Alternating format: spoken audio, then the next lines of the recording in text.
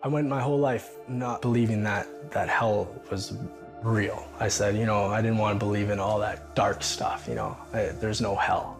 That's what I thought, but there is a hell. Jordan Samuel believes there's a hell because he believes he's been there. I could hear cackling, like laughing, like laughs. They were demons. I could hear stuff. Earlier in his life, he never believed hell existed. If I live my life and do the best I can do, like karma-wise, what goes around comes around, I'll just be the best man that I can be. He grew up in Edmonton, British Columbia with a single mom and went to a Catholic school. He was naturally inquisitive and asked a lot of questions about Jesus. How could one man come and just die for me? And, who is this guy? And for that, he was kicked out of class. But my third time getting kicked out of class, I remember saying, you know what? I never want to know this Jesus guy. Whoever he is, he just gets me in trouble and I just get kicked out of class and no one wants to give me answers about him and this is how people treat me. I don't want to know. His mom married, and for the next 15 years, Jordan says his family life was great. Then his mom and stepdad divorced. Jordan was devastated. The only way he knew how to deal with the pain was to rebel. So whether that was drinking and driving with buddies and underage driving, stealing cars, and getting stereos and having the thrill of almost someone catching me, but not quite. For the next 4 years, Jordan continued his reckless behavior. But he wanted to turn his life around, so he stopped selling drugs and started working for an oil rig company. I was making really good money at a really good house. After work one day, Jordan decided to smoke some pot. He didn't know the pipe he used was laced with crack cocaine, something he had never done before. Jordan was sure he was dying. I can feel my heart going boop, boop, boop, boop, boop, boop, boop, boop, boop, slowing down, boop, boop, boop, boop, boop, and then boop, boop, boop, like fluttering. Jordan believes in that moment he went to hell. All these women and all the things you think you want in the world, money, cars, success, all these things that I had, and I was driving, I was just loving it. And then all of a sudden this car broke down. All of a sudden these women turned to huge, huge demons. And it earthquaked. And I look behind me and I can hear screaming, it's all red and black.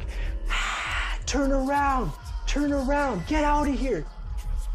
It sounded like people burning, people that were just burning, that couldn't find a cure or a fix to anything. It was just the worst. And I remember being afraid, gripping the steering wheel, and all of a sudden it was like, I'm back to my body in the trailer room. As Jordan was taking what he thought was his last breath, he made a declaration of faith to God. And my heart's going boom, boom, like the last beat. Not even knowing why, I just said, I believe.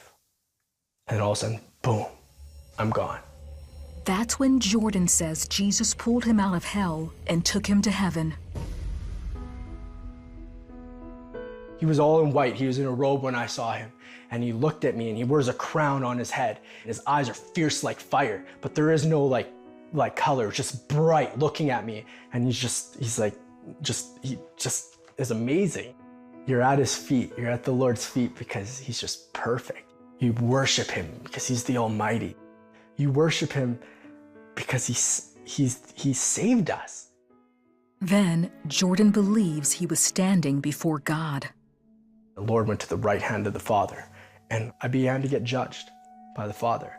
And it was the worst, because what happened was he played secrets in my heart that I locked away that I only knew that I ever did. And I thought no one could do, and I could feel what God felt. And I said, Lord, forgive me.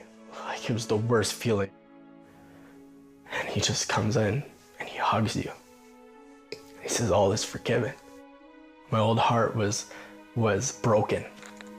My old heart needed fixing. And God gave me a new heart. All of a sudden, he told me he loved me, that I'm not alone, that I've never been alone. He showed me all the times in my life where I thought I was lucky, that I thought I was alone, but how his hand was always just upon me. And he was always right there pursuing me nonstop. He hugged me again, told me he loved me. And all of a sudden, it was like, I'm back in my trailer room on the floor. I grabbed the Bible. It was like it was glowing and I held it. I opened up the Bible. First thing I ever read out of the Bible was Psalms 34. The happiness of those who trust in God. I began to read it and it was everything that just happened to me. Only God can do that. Jordan shared his journey to heaven and hell with his girlfriend Danica.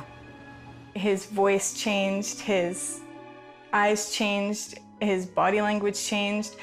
Everything about him was new. It was different. So there was no doubting that he had had the experience that he did. My mouth, my words, swearing, everything was like cleansed. I was delivered from any addiction I had. Today, Jordan and Danica are married with 2 children. They're missionaries preaching the gospel around the world. They're letting everyone know Jesus is real and that he can change the most hardened heart with his love. God loves the broken and loves the lost, and he doesn't give up on them. He loves them with all his heart. He leaves the flock to find the one, and he did.